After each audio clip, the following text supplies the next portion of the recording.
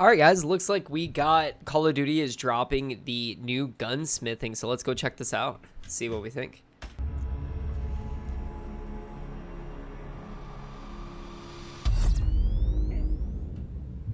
My name is Mary Evjukian, and I'm a senior UX designer. Gunsmith itself has a whole new environment. All right, backing up right away. Sorry, I just noticed that. So it looks like right away. It is. Oh.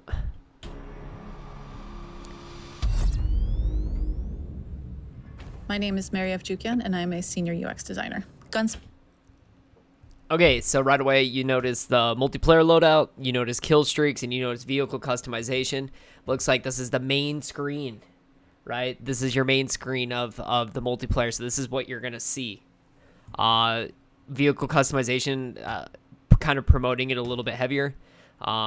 So that's Gunsmith pretty itself interesting. has a whole new environment. It is an updated interface that makes it feel like you are in.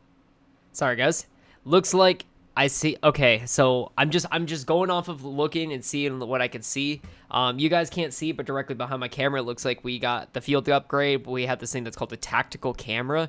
So if it looks like you could set a camera down and like run around the corner and pull this thing up and see if people are pushing, I'm not sure if I'm going to be a big fan of that or not. We got this. Looks like we got a perk package. I can't remember what it's called from Modern Warfare 3. I think it was like a specialist. But you would, instead of getting like kills towards a streak or whatever, you get kills for more perks. That might be it. Lethal, tactical, nothing different. Secondary, primary. And it looks like it's only a level 1 out of 20.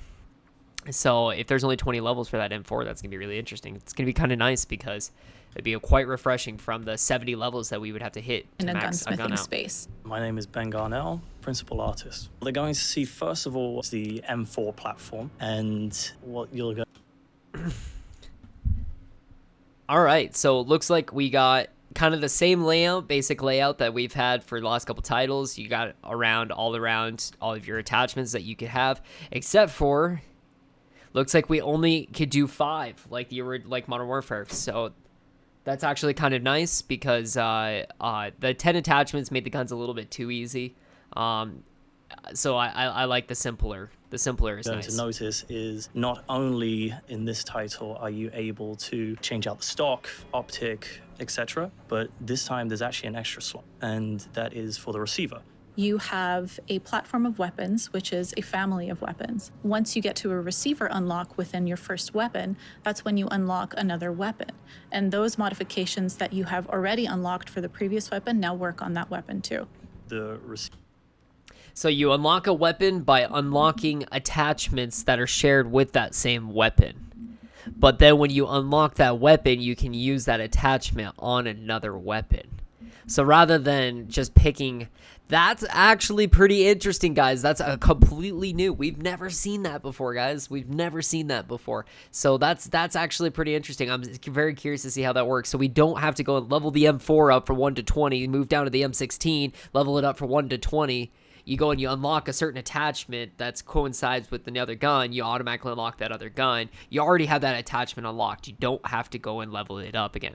Receiver this time is driving Gunsmith as it would be in reality, and each of these separate receivers have their own unique progression. So the receiver for the assault rifle will remain for that assault rifle. But if it's a receiver for the SMG within that platform and you switch to that receiver, then you have the SMG in place. But the modifications that you have already previously done on that assault rifle can move over to that SMG.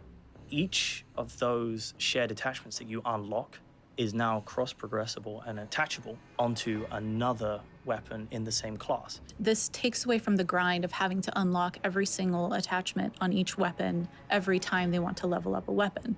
What this does is it shows you that one grip that you unlocked on the first weapon is now usable on a different weapon within that platform, and you don't need to re-unlock that weapon. I'm Joel Emsley.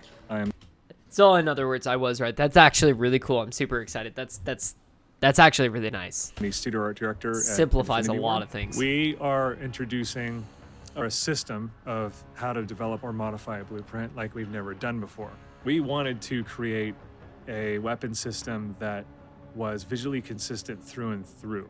what the FTX Cinder Vault allows us to do is to take a platform like the M4, which has tons of attachments, and every single one of those attachments will be themed cohesively, will have that unique look, the unique red anodizing of FJX Cinder.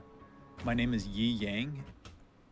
So from what I'm thinking I'm getting from that, guys, is that, you know how whenever you would get a gun or a blueprint or whatever, and that, of course, they would never have the meta build, quote unquote, for whatever that blueprint is that's getting dropped. So you go and you change the attachment and you lose the skin, and then it looks really stupid, and then there's like really no point in having the skin on.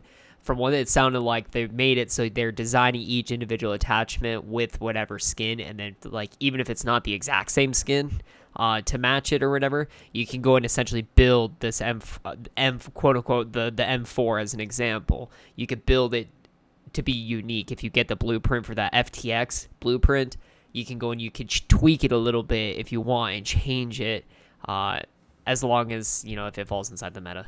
And I'm a product manager here at Infinity Ward. Cool. When we set out to create the Vault system, we wanted to give players greater ability to customize and add personality to their weapons. At its core, the Vault system unlocks every attachment and allows you to equip any attachment onto your M4 platform that share the same aesthetic. It's a fantastic type of weapon and blueprint system to introduce into the game because people like me can sit there and geek out on it. I consider it to be the ultimate blueprint. It's every single attachment for my personal favorite platform in the game, and you are able to run it. Okay, so we're again looking back at that perk package, a little bit better. So it says level 1 out of 20. It looked like there was more than 20 attachments for the gun.